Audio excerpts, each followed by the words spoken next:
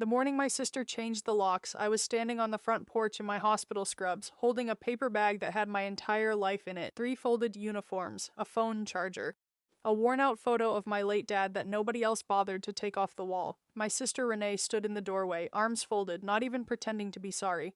"This is just better for everyone," she said. "You understand, right?" I didn't understand, not then. But I picked up that bag, walked to my car, and I drove away from the only home I had ever known.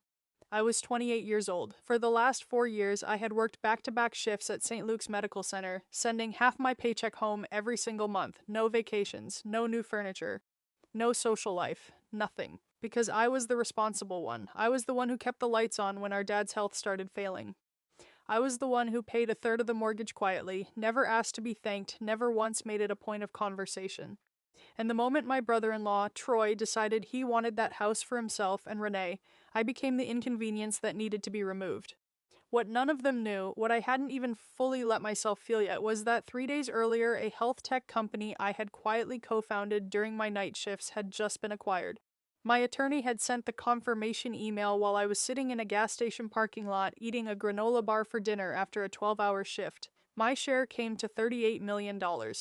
I sat in that parking lot for so long staring at my phone that the screen went dark. I told no one. Something in my gut said, "Stay quiet, that instinct saved everything. Let me back up." Because this story doesn't start the day the locks were changed. It starts a long time before that. I'm the youngest of 2 girls. Growing up outside Columbus, Ohio, my sister Renee was everything our parents pointed to with pride. She was the outgoing one, the beautiful one, the one they introduced first at every dinner party. I was the quiet one, good grades, no fuss. When our dad's landscaping business started collapsing, I was 15. I started picking up babysitting jobs on weekends, putting cash toward groceries without being asked. Renee was at the mall. Nobody expected her to help. Nobody expected anything from her at all. By college, I had loans, 2 part-time jobs, and just enough GPA to get into the nursing program at Ohio State. Renee dropped out of her marketing degree after 1 semester. My mother told her that was fine, she'd find her path. When I called home struggling with tuition, my mother told me I was always so capable, like that was a compliment. Like it wasn't just code for, "You're on your own, sweetheart. Figure it out." I figured it out. I always figured it out. After I passed my boards, I moved back home because rent in the city on a first-year nurse's salary is brutal. And that decision, that practical, sensible decision, quietly turned me into the household's unpaid property manager. I paid a portion of the mortgage. I grocery shopped. I drove Dad to his cardiologist every 3 weeks. I managed his prescriptions, tracked his symptoms, communicated with his care team, and sat up with my mother on the nights her anxiety got bad and she needed a body in the room. Renee visited on Sundays. She brought donuts, she got the hugs, she was celebrated for showing up. Then Renee married Troy. Troy is the kind of man who uses the phrase "in between situations" to describe every failure in his life. He had a lot of those situations. He also had opinions about the kitchen layout, about whether my car really needed to be in the driveway, since I worked nights and he worked days, death by 1,000 small opinions. When Dad's health declined sharply, Renee and Troy decided together, without me, that they'd move in full-time to help. I came home from a night shift and found Troy's gym equipment stacked against my bedroom closet wall. The decision about space had already been made. I moved my things to the fold-out couch in the den. I told myself it was temporary. 6 months later, Dad passed away. The grief was enormous and complicated. But I didn't get to sit inside it because there were arrangements to make, paperwork to file, medical equipment to return. I did most of it. Renee planned the flower arrangements for the service and cried beautifully in the front row. 3 weeks after we buried him, she came to the den where I was sleeping and told me, with a smile, that she and Troy were going to convert the space into a nursery. That she thought this was actually a wonderful opportunity for me to get my own place. That I was always so independent. There it was, independent, capable. The words my family had always used to explain away the fact that they handed me nothing and took everything I offered. So I moved into an extended stay hotel with my paper bag and my 3 uniforms. And for one night, I let myself feel the entire weight of what had been done to me, every single year of it, and then I stopped, because I had $38 million and I had absolutely nothing left to lose. My attorney's name is Marcus. He's the kind of man who chooses every word carefully and means all of them. I'd met him 2 years earlier through a colleague. He helped me structure my equity stake in the company in a way that protected me completely. When the acquisition closed, he was the one who advised me to say absolutely nothing to family until I had a clear plan. People change when money is involved, he told me, even people you love. I already knew that. I'd watched my family change when there was no money. I could only imagine what they'd do with the scent of millions in the air. The company I co-founded was a healthcare data platform. 2 other nurses and I built it from scratch, furious about how poorly patient information moved between departments, how many people fell through the administrative cracks. We ran it on nights, weekends, and days off for 2 years before we found our first real investor. I never told my family. It wasn't exactly a secret. I just knew that if I breathed the word of it, Troy would have opinions, Renee would tell her friends, and it would stop being mine. So it was mine, quietly, entirely, completely.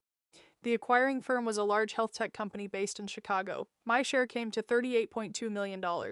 After taxes, after fees, after 4 very dense phone calls with Marcus, I was left with a number that still didn't feel real when I looked at it on paper. I sat with it for a week. Then I started moving carefully. I bought a condo downtown quietly through an LLC Marcus set up, so nothing attached to my name publicly. I furnished it simply. I kept going to work because routine made me feel steady and because I genuinely love my patients. I told no one. My colleagues noticed I seemed less tired. I told them I'd finally figured out my sleep schedule. For 2 months, the only people who knew were Marcus and my 2 co-founders, both of whom had signed airtight NDAs as part of the acquisition deal. I thought I had more time.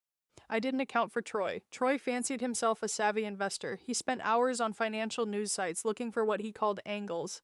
He found the acquisition announcement in a tech industry newsletter. He knew I worked in nursing. He remembered I'd once mentioned being involved in a side project. He put it together faster than I expected, and he called Renee immediately. Renee called my mother. Then all 3 of them called me, 17 times in one morning while I was mid-shift. I didn't answer a single one. I texted Marcus, "They know, it's starting." He texted back, "Good, we're ready." Renee left a voicemail. It was warm in the specific way a hot stove is warm when you're wearing an oven mitt. You can feel the burn even through the padding. She said she'd been thinking about me so much. She said she felt terrible about how the housing situation worked out. She said family was everything. She used the nickname she hadn't called me since we were kids in elementary school. She said she loved me. I saved the voicemail. My mother called twice. She was just worried. She'd heard I'd done something remarkable. She asked if I was eating well. She did not mention the fold-out couch. She did not mention the paper bag. I saved those too. Then Troy emailed me a PDF. A 4-page document formatted with an actual logo for what he called a diversified family holdings vehicle. An LLC he had apparently registered 3 weeks earlier, before he'd even confirmed I was involved in the acquisition.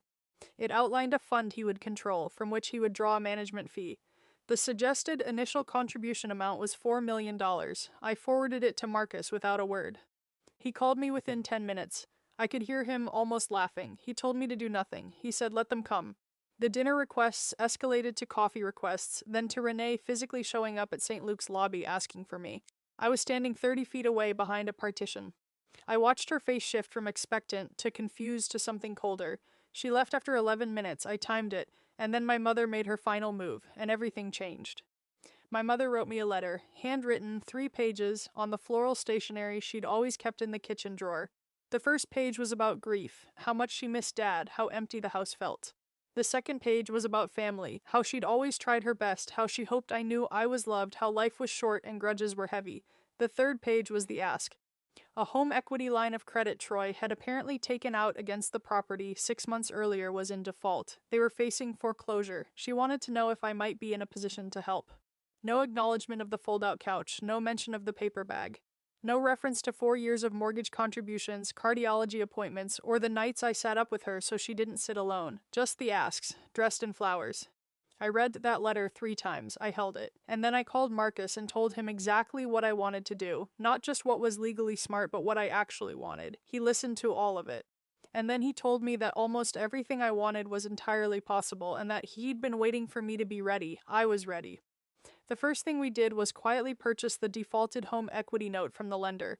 A third party can legally acquire a distressed debt. It transfers the creditor's rights to the buyer. Marcus had done it before. It took 2 weeks and 1 phone call I wasn't present for. The transaction processed through one of my LLCs. My family had no idea. Which meant I now held the debt against the house. Not the house itself, but the right to foreclose if the debt went unresolved. I did not plan to foreclose. That was never the plan. The plan was clarity. I called Renee. First time I'd spoken to her in nearly 3 months. She answered on the first ring. Her voice went warm and soft immediately. The voice she used when she wanted something. She called me by that childhood nickname, asked how I was, how work was going, whether I was happy. I let her talk for 2 minutes, then I said calmly, I know about the home equity default. I know about Troy's LLC proposal. I have your voicemail, Mom's letter, and Troy's PDF. I'd like to meet all three of you on Saturday. I'll text you the address. There was a long silence, then, of course, we'll be there. We met at Marcus's conference room. I wore my good blazer. I arrived early. They arrived together, my mother, my sister, and Troy, dressed as though for a job interview, which I suppose it was. My mother hugged me in the lobby and held on a moment longer than felt natural. Renee smiled. Troy scanned the room quickly, assessing the exits. Marcus sat at the head of the table. I sat beside him. My family settled in across from us. I spoke first. I told them I wasn't angry. I meant it. Anger had burned off somewhere in room 114 of the extended stay hotel, with the rattling AC and the parking lot lights bleeding through the curtains. What I had now was clarity. And clarity is much quieter and much more useful than anger. I told them I had listened to the voicemail, read the letter, reviewed the proposal. I understood what they needed, and I told them what was actually going to happen. The defaulted debt they'd been losing sleep over was now held by one of my companies. I had 3 options. I could foreclose, which I did not intend to do. I could forgive the debt entirely, which I wasn't prepared to do without conditions. Or I could restructure. I chose to restructure the terms. The house would be signed over to a family trust. My mother would be the sole beneficiary for the rest of her life. She would live there for as long as she wanted, rent-free, with a monthly living allowance I had established, enough for utilities, groceries, medical care, and personal spending. She would be comfortable. Renee and Troy would not be on the title. They would not have access to the trust. They were welcome to visit as family. They were not welcome to treat the house as a financial asset. Troy opened his mouth. Marcus placed one hand flat on the table, a quiet gesture, and Troy went still. I continued. In exchange for these terms, Renee would sign a document acknowledging she had received no financial contribution from me toward any future asset, releasing any potential claim she might frame against my estate. The arrangement for my mother's care was final and complete. Marcus had drafted the document, 6 pages, airtight. If they declined, the debt would transfer back to a conventional lender, and the foreclosure timeline would proceed as scheduled. You do this to your own family? Renee's voice was low and careful. I'm doing this for Mom, I said. I'm protecting her from the situation you and Troy created. I'm making sure her care can never be reached into and pulled from by someone else. And for us, she said. I looked at her for a long moment. I thought about the driveway, the paper bag, the fold-out couch, the Sunday donuts, and the beautiful crying at Dad's funeral. The voicemail with my childhood nickname. You'll be fine, I said. You've always been so resourceful. Troy signed first, actually, which surprised me. I think he understood fastest that there was no angle left. Renee signed after him, her signature small and tight. My mother signed last. When she set down the pen, she looked at me with an expression I couldn't name. Grief, gratitude, and something that might have been the beginning of understanding. In the months that followed, I watched everyone adjust. Troy channeled his energy into a personal finance podcast that had 19 listeners as of the last I checked. Renee kept her retail job and stopped sending texts that ended with soft financial hints. My mother settled into the house alone, and something unexpected happened. We started talking on the phone. Not because she needed something, just talking. About Dad, about old memories, about things she had never said out loud before. Those conversations were careful and incomplete and genuinely ours, maybe for the very first time. I stayed at St. Luke's for 8 more months after the acquisition. I loved the work. I loved my patients, but eventually what I was building pulled me fully away from the bedside and into something larger. I joined the board of a nonprofit focused on healthcare access in underserved communities. I funded 2 nursing scholarships anonymously. I started a second company. I am 31 years old. I live in a condo that is mine. I have a closet where nothing belongs to anyone else. I sleep in a real bed with no one's gym equipment pressed against the wall. The paper bag is gone. I don't need it anymore. Here is what I want you to understand about being the capable one, the independent one, the one who always figures it out. For a long time, I believe those words described who I was. It took years to understand they were a system, a way of organizing a family so that one person carries everything the others don't want to touch and gets thanked just enough to keep carrying it. Capability is yours. It belongs to you, not to the people who benefit from it. The strength you build in the dark, navigating without applause, without a safety net, that is yours. It cannot be claimed retroactively by the people who left you to build it alone, and when you finally hold the power, you do not owe it to the system that made you carry everything. You owe it to yourself first, to your peace, to the life you built in the hours they assumed you were just keeping the lights on. Set your terms. Hold them without apology. Protect what you built. And if they call 17 times, let every single one go to voicemail.